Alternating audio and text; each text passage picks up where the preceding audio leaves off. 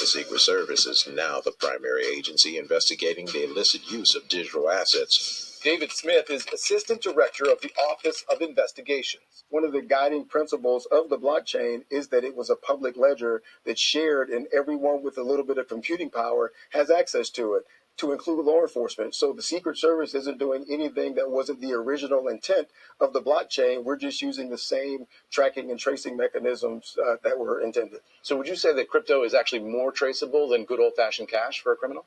In many ways, it is. Hey everybody, it's Eddie from Tokyo. This is your cryptocurrency update from Japan, and I'm sure David Smith knows that this world, whether it's digital or not, is all about a world of cat and mouse. All right, we are going to look at the market, and boy, it's a busy day because Wednesdays and Thursdays are press release days in this crypto space, and so there is just a lot going on, and I've got a curated selection for you that I think you'll enjoy. So let's get right to it.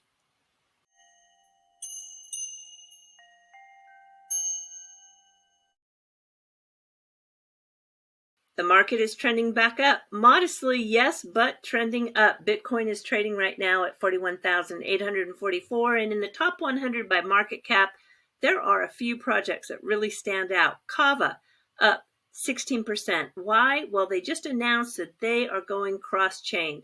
This is absolutely the trend in the industry in going cross-chain. They already have these amazing yields for their staking, but now this move is going to allow them to aggregate liquidity.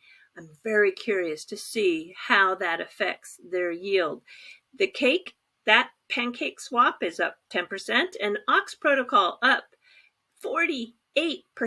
Astounding. That is ZRX. Now, why? Well, it's on the announcement that they will power Coinbase NFT platform. That's a big announcement. All right, let's jump to a tweet that came from Attorney Jim Filan today. It's very important if you are a holder of XRP or even just one that is following the SEC versus Ripple case, because it gives us a big-time reality check. This tweet shouldn't be ignored because it is really setting your expectations in line with the reality of the timing for the filing of summary judgment motions for the SEC versus Ripple case. It's a complicated process, and it needs to be completed before the motions for summary judgment can even be filed. The point of his 18-tweet thread explains that the process is likely to take longer than most realize. Many details are required. Both parties must agree.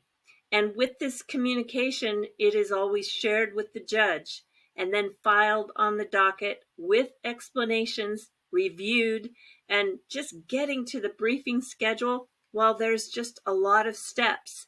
And along the way, it can be opposed, which has its own process. This Friday,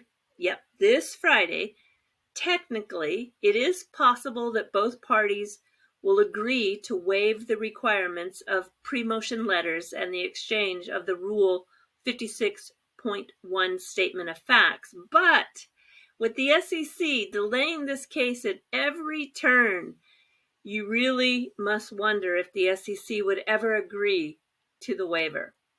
Speeding things along? I doubt it. Even if they both agree, Judge Torres still has to agree to that waiver. And on top of all this, remember that the expert discovery has been reopened until May 13th for a deposition. Jim expects some challenges of the experts also. So with all this in the cards, along with the amicus briefs also having to be reviewed, well, it just adds up to many steps, and it is complicated. So it probably will be slower than we want. A realistic timeline for summary judgment motions would be opening briefs in either July or August, with all briefing completed by either October or November. Well, from the comments that followed, most everyone appreciates the update that comes from Mr. Filan. He is doing one of the very best jobs to keep us up to date, and I think it really helped explain the reality of where we are.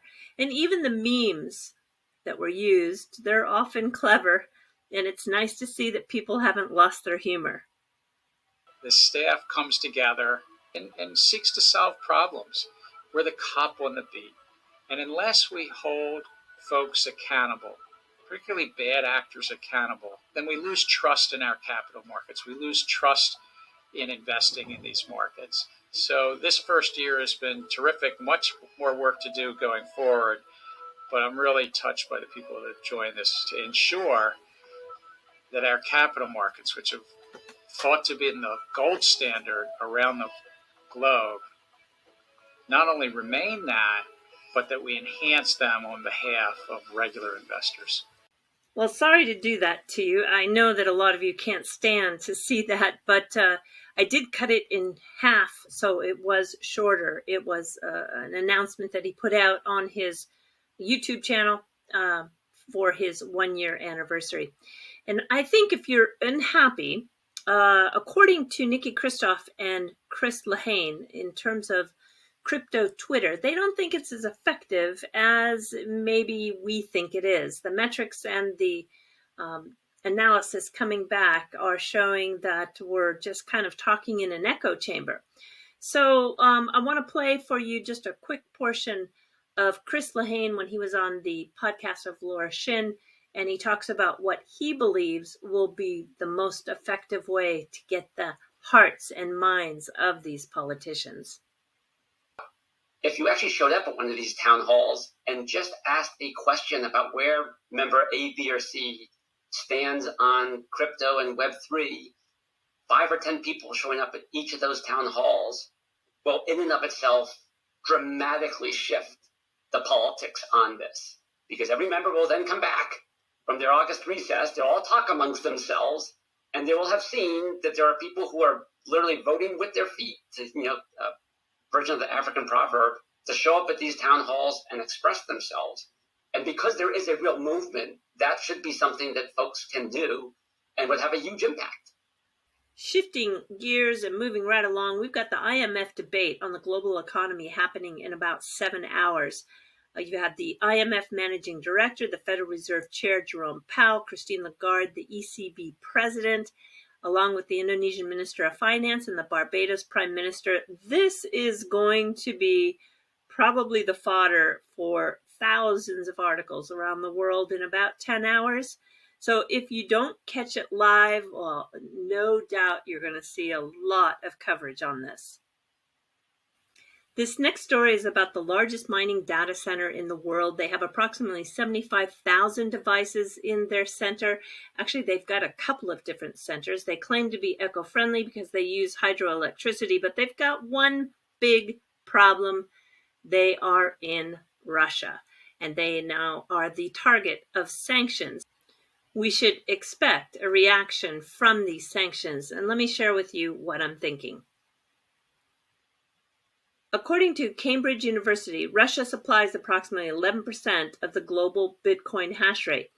Now, I don't think this can happen, but I think this narrative is going to return, and that is an attempt to create a Bitcoin certification or provenance.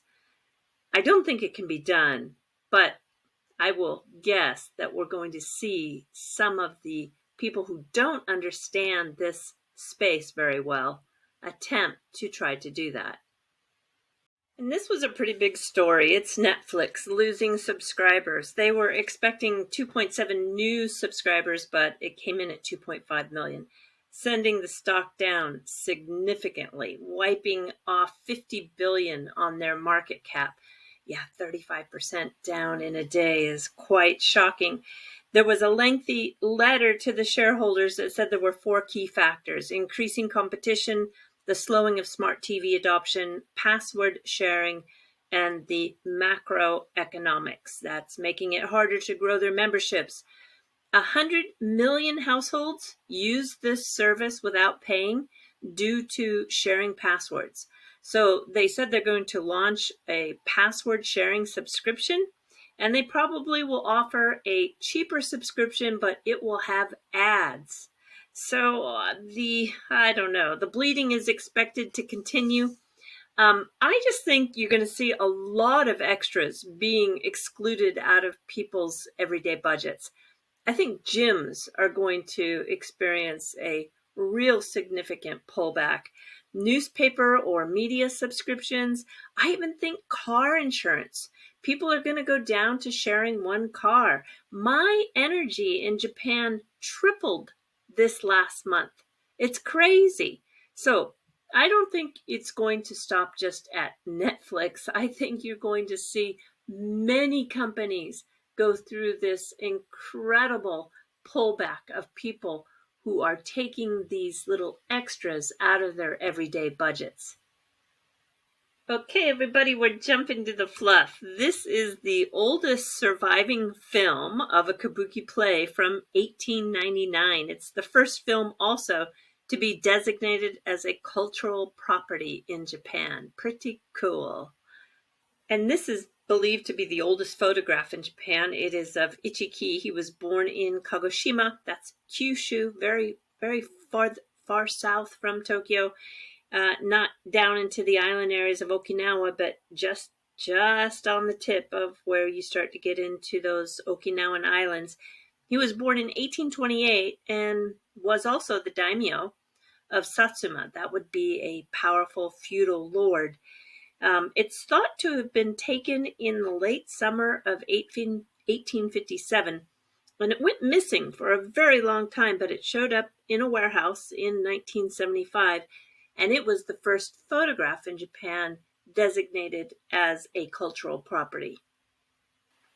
If you come to Tokyo, the most photographed location is Shibuya Crossing.